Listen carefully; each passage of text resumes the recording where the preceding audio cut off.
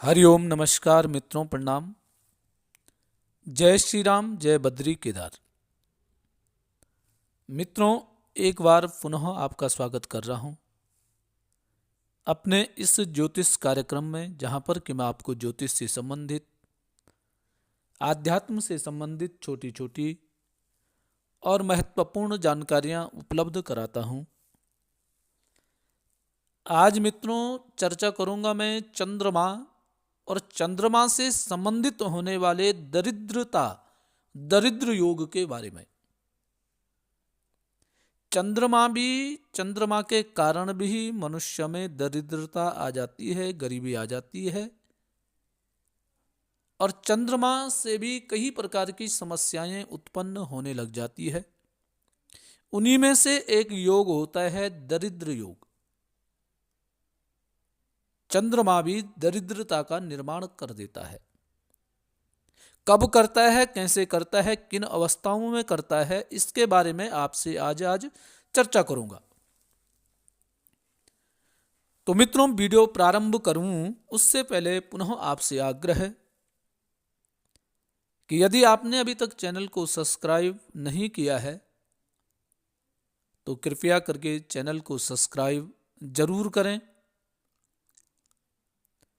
Video को अंत तक देखें और यदि आपको ठीक लगती है, समझ में आ जाती है, तो वीडियो को अन्य लोगों तक भी भेजें। इसके लिए वीडियो को शेयर करना है और साथ साथ में मित्रों लाइक भी करें और कमेंट भी करें। आपको वीडियो कैसे लगी या आप किस विषय में जानना चाहते हैं, उसके लिए आपने कमेंट के माध्यम से आपने कहना है कि आपको वीडियो कैसी लगती है।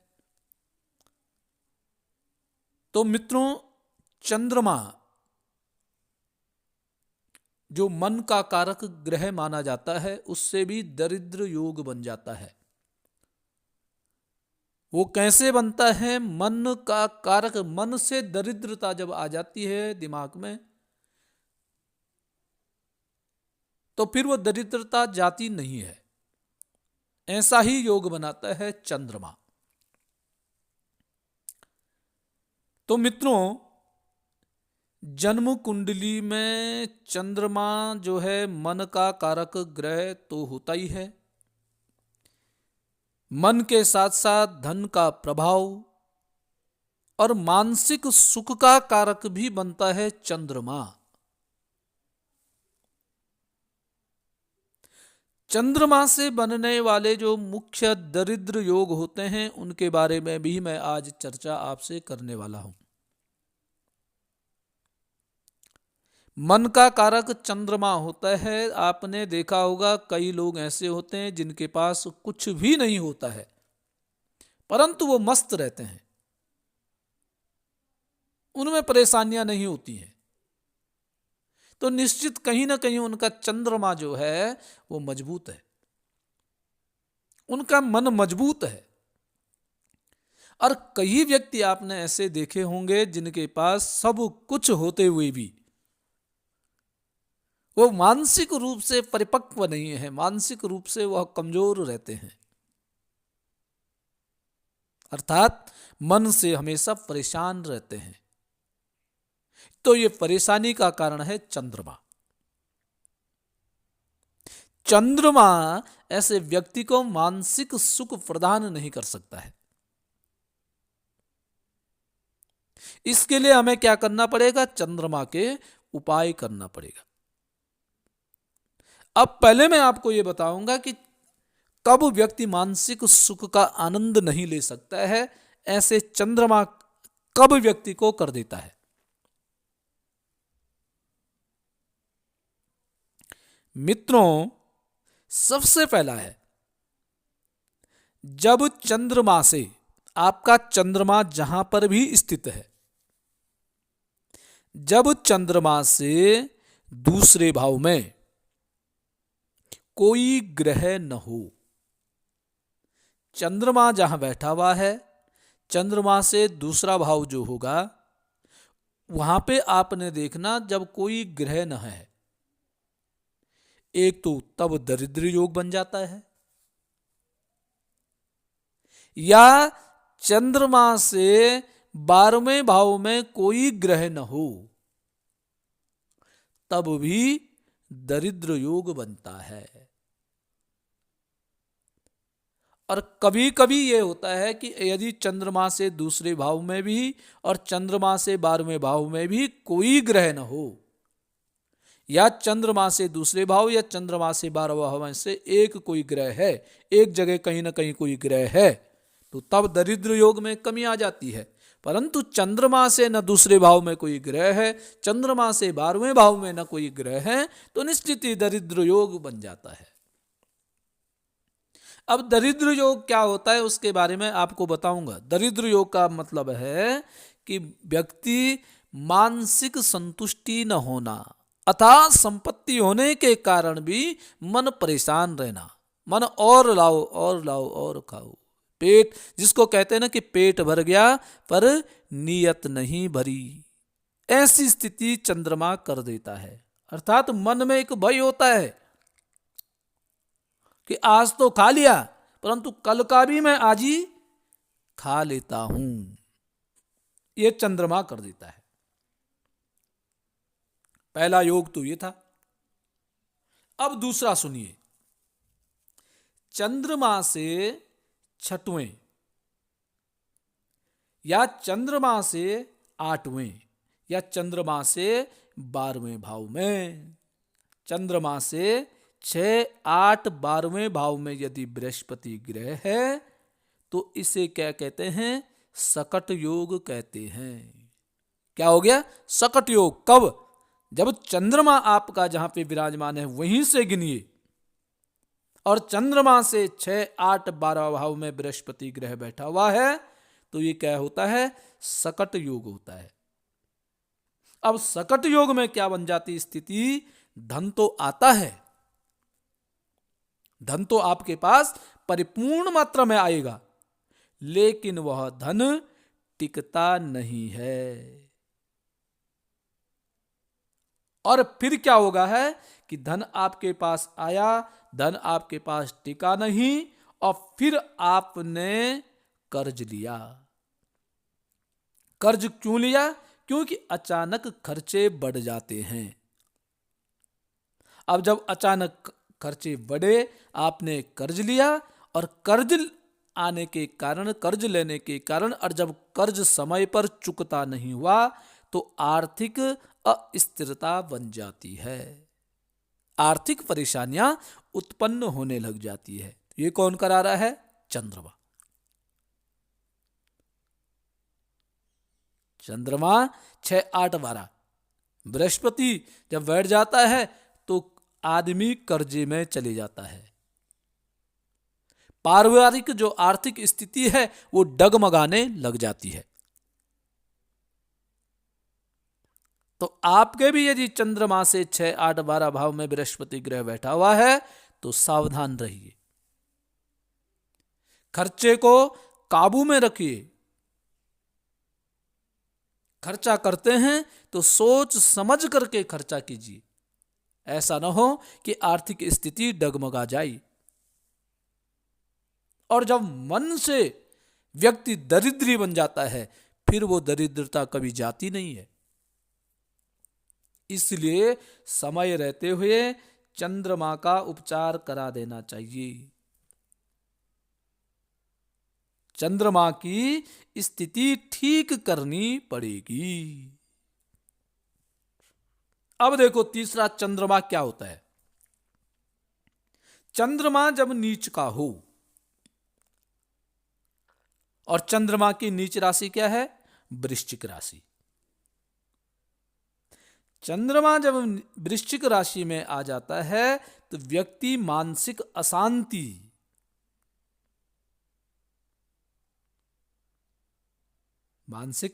अशांति बढ़ जाती है व्यक्ति की।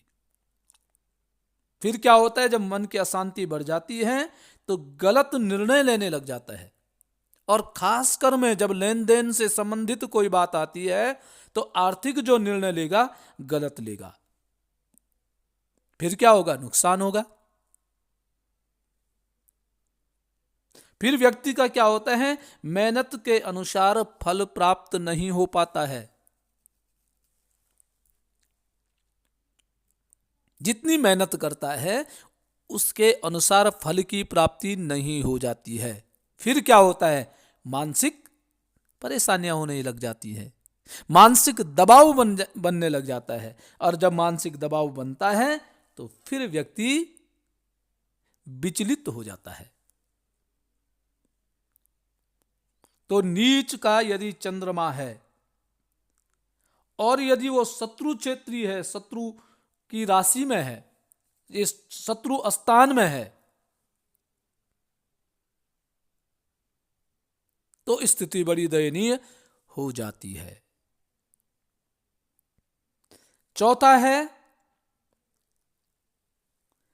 चंद्रमा से दूसरे भाव का स्वामी कमजोर हो। चंद्रमा जहां पे बैठा हुआ है वहां से दूसरा भाव, दूसरे भाव का जो स्वामी है वो यदि कमजोर है, या चंद्रमा से 11वें भाव का स्वामी कमजोर है। चंद्रमा से दूसरा भाव धन भाव हो गया, 11वां भाव लाभ का भाव हो गया है चंद्र राशि से। तो चंद्रमा से यदि दूसरा और 11वें भाव का स्वामी कमजोर है तो ये क्या कर देता है, आय के साधन कमजोर कर देता है। क्या करेगा, आय के साधन कमजोर कर देगा। और फिर क्या होती है, बचत नहीं हो पाती है। आदमी कई प्रकार की कटौती भी करेगा परंतु पैसों का बचत नहीं हो पाता है। क्यों, क्योंकि दूसरा 11वां भाव का स्वामी जो है वो कमजोर है। तो आपने क्या करना है, जो कमजोर है उसको ताकतवर बनाना है, उसको मजबूत करने का काम आपने करना है। जब वो मजबूत होगा तब आपकी आय भी मजबूत होगी, आय के साधन मजबूत होंगे, जो बचत है वो बचत में आपकी बढ़ोतरी होगी। अब एक योग और बना देता है चंद्रमा। वो क्या योग है कि जब चंद्रमा से 6वें भाव, 8वें भाव और 12वें भाव में, चंद्रमा से 6, 8, 12वां भाव में कोई अशुभ ग्रह देख रहा हो या कोई अशुभ ग्रह बैठा हुआ हो या किसी अशुभ ग्रह की राशि वहां पे बन रही है, तो ऐसे में भी मित्रों बार बार आर्थिक संकट आ जाता है। यदि आप नौकरी कर रहे हैं, व्यवसाय आप कर रहे हैं, नौकरी कर रहे हैं, व्यवसाय आदि कर रहे हैं, तो वहां भी परेशानी आने का काम होने लग जाता है। वहां आप परेशान होने लग जाएंगे।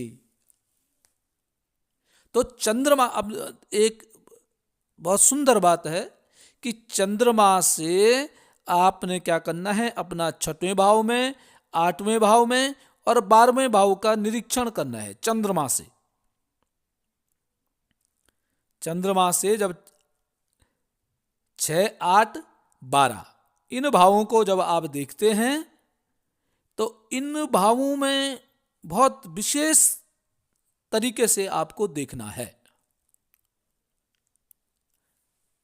कि कहीं कोई पाप ग्रह तो यहां पे नहीं है, या किसी पाप ग्रह की दृष्टि तो यहां नहीं जारी है, या इस 6, 8, 12 भाव में कोई शत्रु राशि तो नहीं बन रही है। इन सब का ठीक ढंग से निरीक्षण करा करके यदि कमजोर वहां पे स्थिति बन रही है तो उसका उपाय करा करके उसका निदान कराना बहुत ही आवश्यक है। अन्यथा मित्रों चंद्रमा एक ऐसा ग्रह है जब खराब स्थिति में आ जाता है तो व्यक्ति को खराब कर देता है। क्यों? क्योंकि वह मन का कारक ग्रह है, मन को खराब कर देता है। और यदि मन से मनुष्य खराब हो गया है तो फिर उसका हर तरीके से उसका पतन निश्चित ही है। तो मित्रों, जिन व्यक्तियों का चंद्रमा की स्थिति ठीक नहीं है, चंद्रमा की स्थिति खराब है, उन व्यक्तियों को चंद्रमा से संबंधित उपाय अवश्य कर देने चाहिए। समय रहते चंद्रमा का उपाय करें तो निश्चित ही आपको सफलता की प्राप्ति होगी। तो मित्रों, आज के लिए बस इतना ही। कल पुनः किसी नई जानकारी के साथ आपके सामने प्रस्तुत होऊंगा। तब तक के लिए नमस्कार, प्रणाम, जय श्री राम, जय बद्री केदार, जय हनुमान।